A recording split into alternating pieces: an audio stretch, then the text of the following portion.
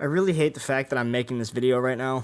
I do everything I can to stay away from the meta in FIFA 21, and this is just like the one thing that I literally cannot avoid. It's unavoidable. Look, guys, the 5-3-2 has been a formation that has taken this game entirely by storm, and for one reason or another, it actually works fantastic. I don't understand why. I don't know what I don't understand. Maybe it's because this game you throw 8 guys behind the ball and you can't dribble, you can't do step overs, you can't do elasticals, you can't do anything, and EA just want to see us all suffer. I don't know, maybe that's the thing, maybe that's the reason, or maybe because it's super attacking, people love bombing down the wings, I don't know. But I'm going to go with the former and say that the latter is not the reason why people are playing the 5-3-2, but I'm here to change your mind. If you play the 5-3-2 and you are a defensive park the bus little I am here to change the way that you play the 5-3-2 and hopefully change the way that you play FIFA. Let's get into it. Right, guys, so straight off the bat, there are a few important, massive things that you need to get right in order to be able to play the 5-3-2. If you do not start in a 5-3-2, which I'm going to assume that the majority of you don't start in a 5-3-2 because it's about as impossible to get chemistry as. Don't worry about it. Anyways, so there are a couple of different things we're going to look at. Number one, make sure you have 2 attacking fullbacks. As you can see in my team, I have Kurzawa and Diogo Dalot. These are 2 attacking fullbacks. Both of them can pass. Dalot to an extent, Kurzawa to an extent, but they can both get forward. They both have pace. They both can defend, and they both can pass. They are your true modern-day wingbacks. They are basically 2 of the best players for this. Another player that comes to mind really is Theo Hernandez from AC Milan. He is one of the more popular players for this formation. That is number 1. Number 2, you are going to need a defensive midfielder that is going to be fast enough, tall enough, quick enough, whatever, defensive enough, I don't know. For me, it's Scott McTominay. You need to put someone from your defensive midfield to drop back into your back line so you have 5 across the back, or else it wouldn't be a 5-3-2 video, now would it? You also need in this formation 2 strikers. For me, Cristiano Ronaldo, Sadio Mane. Simple as that. So if we head on over to our custom tactics section, we're going to look at how we have this team set up. Obviously, you can see Kurzawa, Todibo, McTominay, Varane, Dalot across the back, Bruno Fernandes, Curtis Jones, and Pedro across the 3 midfield set, and Sadio Mane and Cristiano Ronaldo up front. So basically, if you haven't noticed, we are going to have the more defensive of my midfield 3. Obviously, we put McTominay as the best defender. We put him into the back line. We're going to have Curtis Jones as our best defensive midfielder, being in the center of the midfield 3. That is the most important thing in the midfield. You want Curtis Jones or your defensive midfielder to be in the center of the midfield 3. This is going to be extremely important on the defensive and attacking side of things. And we're going to obviously have Sadio Mane and Cristiano Ronaldo. With 2 striker formations, please, guys, there are too many players in the game to not have minimum 4-star weak foot. Get a player with 4-star weak foot. It just makes your life a whole lot easier, I promise you. So this is how we set up in our 5-3-2. Let's go into instructions with our strikers. Now this is going to be something that we have 2 different sets for. And it's going to be personal preference based on how you run the tactics and how you adjust to this in-game. For both of our strikers, I'm either going to have it set to default, as you can see with Cristiano Ronaldo and Sadio Mane both set to default, or if you feel like they are maybe getting in the way of the fullbacks or not staying central or drifting wherever, who knows, there's another option where you can set them both to stay central, and I will explain why. Because basically, when you go to your fullbacks tactics, they are going to be the ones that we're actually in the first tactic video that we've done, we're not going to set them to stay back while attacking. We're going to set this to balance. We also want the run type to be on overlap. So essentially what this means, without showing you any kind of gameplay at the minute, basically what this means is you're going to have strikers that are on the edge, say for example the edges of the box or like the half circle, and you're going to have fullbacks that are bombing in around them. So say you get the ball with Sadio Mane at the top of the box and you can't go anywhere, you will instantly have to your left side Kurzawa bombing up that left wing, and you will have something of an outlet where if you can't go back to your midfielders, you will have an outlet to your left side, and that gives you a crossing option. You can cut back, you can try and play a low cross across the box. There's a million different things you can do when you get into that position, and that is the number 1 way we are going to attack. You are going to be using the width of the pitch, and you are going to be using your fullbacks to their full capacity. When your fullbacks go forward, you will have your midfield 3 and your defenders behind the ball. So you will have a total of 6 players behind the ball. And in case any of you aren't really good with math, 4-2-3-1, typically you would set your 2 defensive midfielders to stay back while attacking and your 4 across the back. It's the exact same thing. That's why this formation, sometimes people can maybe say that it's a counterattack, you get counterattacked, whatever. No, you will be just as defensive, if not better defensively, against a counterattack, because everything will be slammed into the middle. Typically, when you've got 6 back on a 4-2-3-1, you will have 4 across the back, and you'll have 2 players wide. So essentially, you've got 4 players defending the counterattack. It's good, but not great. This is much better. This is going to be the formation that we use to defend against counterattacks. It's going to be a high possession formation. We are also going to be able to counterattack if we want to. So back to the fullbacks, default, overlap, both same thing for Delo and Kurzawa, both your left and right backs. Center backs with these, obviously, just going to stay default. We typically don't touch these with our center backs and Lloris. I don't know why anyone would change their goalkeeper tactics. Go ahead and try it. Let me know in the comment section down below. Do you touch goalkeeper tactics? I don't think anyone does. I don't know. Does anyone ever... Why are these a thing? Moving on to your midfield three. This is going to be the most important of your midfield.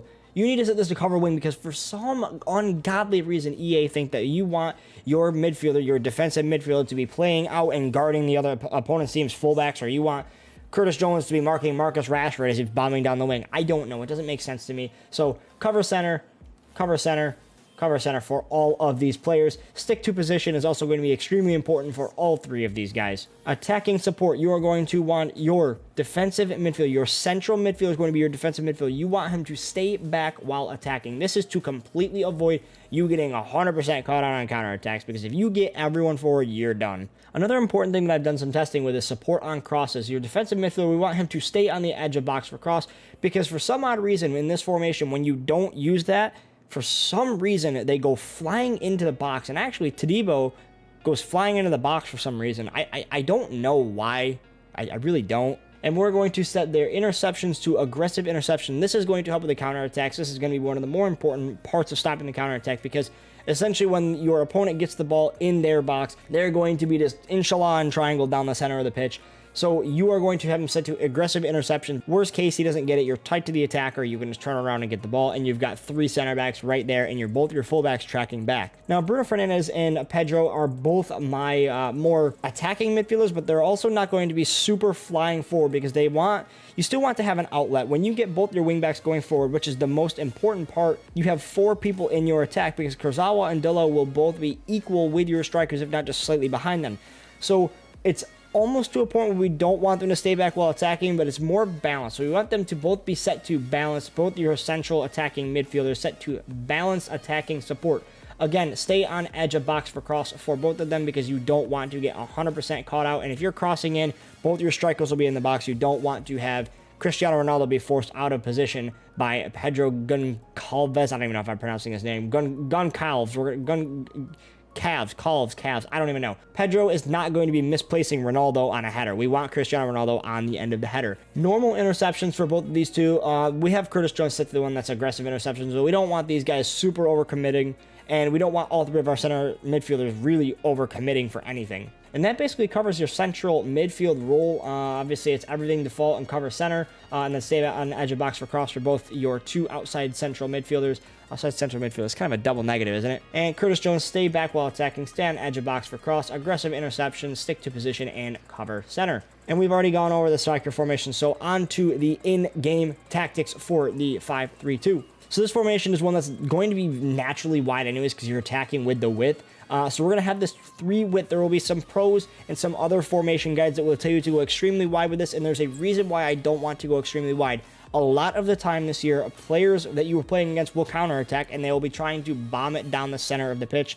If you can force them wide on a counterattack, allow that. A lot of the times your fullbacks will be able to keep up with them, and basically they have to attack you if they are coming from the wide position. If they are from the central position, they basically have a free run at your back line if they get through your defensive midfield, which when the more width you put into this, the easier it's going to be, if that makes any sense. So defensive style, we want this to be fairly narrow. We want this on 3, maybe 4 width. I wouldn't go any higher than that, and defensive style is going to be balanced. Depth is going to be all dependent on your center backs. If you have pacey center backs like I do, maybe you can step it up to the higher end, but basically for majority of people, it's going to be set right around 4 or 5.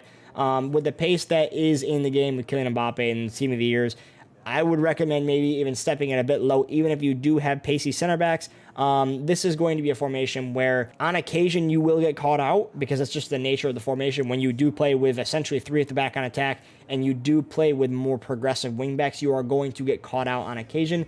So maybe try and stay around 4 depth for this formation. Offensive style, we want this to be fast build up. I know it says it's going to leave you open for a counter attack, but with the way that you basically play with this, anytime you're going to be turning the ball over and worrying about a counter attack is going to be on the wing. If you turn the ball over in the midfield, no play style is going to get you safe from a counterattack. If you turn it over your defensive midfield, you're going to get counterattacked. It's that simple. In the fast build-up offensive style, we are going to be wanting our midfielders to constantly be making runs. We want our attackers to be making runs. We want our wingbacks to be bombing forward and getting into space. Width, this is going to be perfectly set right where it is. 5 width. It is it's a fairly wide formation as it is, so we don't want too much width, but we also don't want to get too awkwardly narrow where your fullbacks are making runs that are interfering with your striker. We don't want that to happen. Players in the box, corners, and free kicks. As always, guys, this is personal. I've been trying to get this maybe up a little bit on corners and down on free kicks.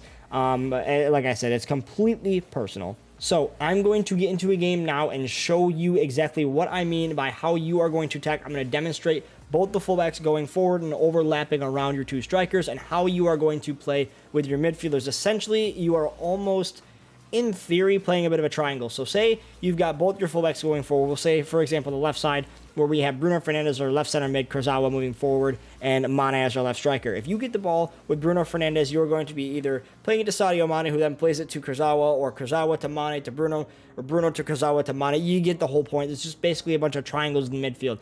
I'm going to get into a game and show you right now. All right, so here we go. Little link up with Bruno and Kurzawa. We've got Bruno kind of running into some terrible space there, but there we go. We've got Kurzawa running in behind. Bruno right there slips it in behind him, and we can whip in an easy cross to Bruno, who takes a terrible touch and almost plays it in. But that's essentially what the attack is going to basically look like. Again, he's offside, but we've got him in some good space there. That's essentially what it's going to be like every single time. I mean, like I said, he's offside, but he got into great space. And basically, if you get the ball on the top of the box and you can make sure your fullbacks stay onside, that's basically what you're going to look to do nearly every time. And you can move the ball as much as you want. And your defenders can try and do all they want, but they're not going to be able to keep up with it. I'm going to go into a squad battle game and really show you quickly just how exactly you're supposed to operate the offense. Because in a rivals game, it's a bit difficult to do while I'm trying to film a video and pick out exactly what we're trying to do. So I'm going to get into it and show you a small clip, 30-second clip of exactly what you're supposed to do, how you're supposed to defend, and so on and so forth. So in kind of slow motion here, we're going to take Delo up the wing. They're not really going to give me a ton of space, are they? But we're going to go up the wing. Typically, the players that you're going to be playing against will give you that space. So we've gotten into this space. I don't know why Pedro's going there, but we've gotten into this space. And essentially, you can cut back to here. He's going to be your midfielder in like this case where Bruno is going to be in here. If we can get Kurzawa running up the pitch, again, this is going to be one of the issues. If you don't attack up that side, he is going to stay back while attacking. And just like that, you get in that space down in the wing. You can cut back across. And if we keep him moving forward, this is going to be one of those where if you have a low defensive work rate fullback, you're going to want to control his runs by aiming at him and pressing L1. That's going to keep him running forward. Cut back, basically, you can play across the midfield, dominate possession. Like I said, this is only a squad battle game, but this is just for the example. And you're just going to look to basically play it across the midfield until something opens up in there, and a terrible touch from Mane, but you guys get the idea. Guys, if you enjoyed the video, make sure you smash that like button, subscribe to the channel for more fantastic tactic reviews like this, and let me know in the comment section down below, do you play the 5-3-2 and what changes would you make to this formation? What do you personally run? Because this is obviously with every formation review, these are all personal opinions and personal changes that I run myself. So if you run this any differently, let me know your thoughts in the comment section down below, and until next time, we will see you in the next video. Peace, fellas.